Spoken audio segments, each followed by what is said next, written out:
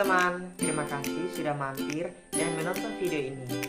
Pada video ini saya akan membahas 5 pertanyaan yang diberikan oleh dosen pengasuh mata kuliah Bahasa Indonesia di kelas 1B Prodi Ilmu Administrasi Negara, Fakultas Ilmu Sosial dan Ilmu Politik Universitas Nusa Cendana. Tapi sebelumnya itu, perkenalkan, nama saya Gary Van Don, mahasiswa kelas 1B Prodi Ilmu Administrasi Negara, Fakultas Ilmu Sosial dan Ilmu Politik Universitas Nusa Cendana.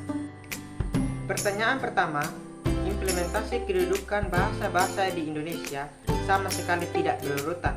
Bahasa Indonesia yang pada kedudukannya berada paling pertama justru jarang diaktualisasikan. Realitanya, banyak generasi muda cenderung menggunakan bahasa asing dalam berkomunikasi resmi setiap kesempatannya. Misalnya, sorry, OTW, toilet, insecure, feeling, dan lain-lain. Jika Anda adalah generasi muda yang menjunjung tinggi bahasa negara dan nasional kita, solusi apa yang Anda tawarkan agar kedudukan bahasa di Indonesia benar diimplementasikan? Menurut saya, dari penyimpangan tersebut, kita sebagai generasi muda harus mempelajari 3 hal, yaitu yang pertama, menggunakan selalu bahasa Indonesia yang baik dan benar. Yang kedua, menuliskan bahasa Indonesia dengan sempurna. Yang ketiga, terus melakukan perkembangan untuk bahasa Indonesia itu sendiri agar lebih bernilai. Mengapa demikian? Karena kita sebagai generasi penerus bangsa Indonesia, dengan terus menggunakan bahasa Indonesia yang baik dan benar, menuliskan bahasa Indonesia yang sempurna, dan terus melakukan perkembangan terhadap bangsa Indonesia itu sendiri, kita sudah mengharumkan nama bangsa Indonesia dengan memperbaiki bahasa-bahasa yang kita gunakan. Karena bahasa Indonesia itu menunjukkan citra bangsa Indonesia. Pertanyaan kedua, ragam bahasa merujuk pada konteks, yaitu Anda berbicara dengan siapa, di mana, kapan, dalam situasi apa, dan tujuan pembicaraannya.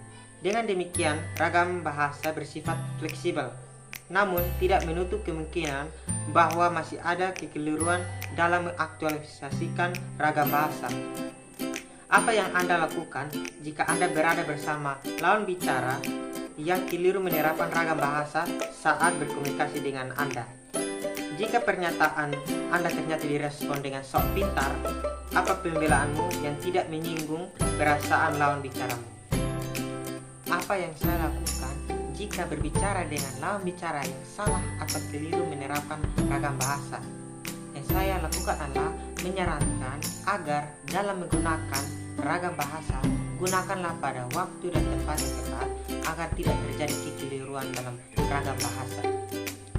Lalu pernyataan saya direspon dengan sok pintar, saya akan merespon balik bahwa di sini saya tidak bermaksud untuk sok pintar, tapi saya menyarankan yang baik. Dan saya akan menanyakan balik tentang pendapat yang saya sudah sampaikan, apakah menyinggung perasaannya. Jika menyinggung, saya meminta maaf. Kesalahan penulisan atau penyetikan dalam bahasa Indonesia tidak diterima sebagai bentuk kekeliruan tetapi keterlaluan. Misalnya, Anda mengetik kata malam tetapi yang Anda ketik makam. Perbedaan satu huruf mengakibatkan terjadinya perbedaan makna. Dalam bahasa Indonesia, perbedaan bentuk selalu berimplikasi pada perbedaan makna. Apa yang Anda jelaskan jika Anda diberikan sebuah teks bacaan dengan kata-katanya yang tidak diketik atau ditulis secara benar?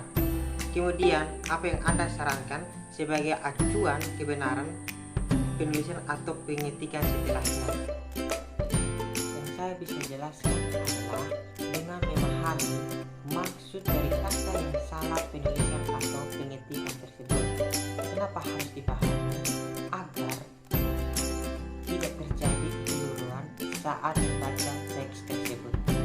Yang berikut, saran dari saya adalah dalam pengetikan atau penulisan sebuah teks bacaan, kita harus menggunakan kamus sebagai referensi dari sekitar kata yang ditulis atau diketik agar tidak terjadi kesalahan, dan mengurusi kembali setiap kata yang diketik atau yang ditulis tersebut agar tidak terjadi kekeliruan saat membaca. Pertanyaan nomor 4. Carilah dan tulislah paling kurang 15 kata yang sama kemudian ubahlah menjadi benar yang disertai dengan alasannya. Kemudian memberikan penjelasan secara lengkap tentang 3 kaidah bentuk dan diksi kebenaran, ketepatan, dan kelaziman. Yang pertama, kata aktif adalah kata tidak baku dari kata aktif, sehingga penulis yang benar adalah aktif, bukan aktif. Yang kedua, kata cabai. Kata yang benar dan baku adalah cabai. Jadi penulisan yang benar adalah cabai, bukan cabai. Yang ketiga, kata asas. Seharusnya asas. Yang keempat, astronaut. Seharusnya astronaut. Yang kelima, balsam. Seharusnya balsam. Yang keenam, batalion. Seharusnya batalion menggunakan huruf I. Yang ketujuh, cedera. Seharusnya cedera. Yang kedelapan, fondasi. Seharusnya fondasi menggunakan huruf T. Yang kesembilan, himbau. Seharusnya himbau tidak menggunakan huruf A. Yang ke-10, konflik. Seharusnya konflik menggunakan huruf E. Yang ke-11, karier. Seharusnya karier. Seharusnya ada huruf E. Yang ke-12, indra. Seharusnya indera. Yang ke-13, kuitansi. Seharusnya kuitansi menggunakan huruf U dan I, tidak menggunakan huruf W. Yang ke-14, konkret. Seharusnya konkret menggunakan huruf E. Dan yang ke-15 adalah inisial. Seharusnya inisial tidak menggunakan huruf E. Dan berikutnya penjelasan mengenai 3 kaidah bentuk dan diksi.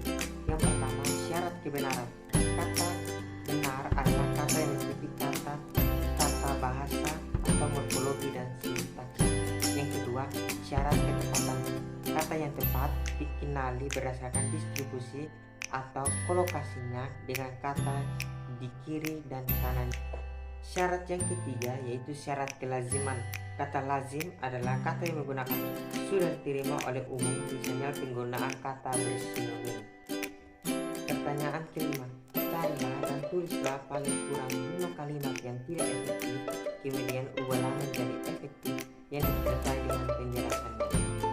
Kalimat pertama, dari hasil rapat menunjukkan bahwa keputusan PHK berdampak buruk bagi perekonomian rakyat. Kalimat tadi tidak padu karena tidak memiliki unsur subjek. Agar menjadi kalimat yang padu dan baku, maka diubah menjadi keputusan berdampak buruk bagi perekonomian rakyat. Kalimat kedua, ibu membelikan baju ayah untuk kado ulang tahun. Kalimat di atas justru mengandung makna merancang. Yang diberikan oleh ibu bukanlah baju, akan tetapi ayah. Kalimat tersebut dapat diperbaiki menjadi ibu membelikan ayah baju untuk kado ulang tahun.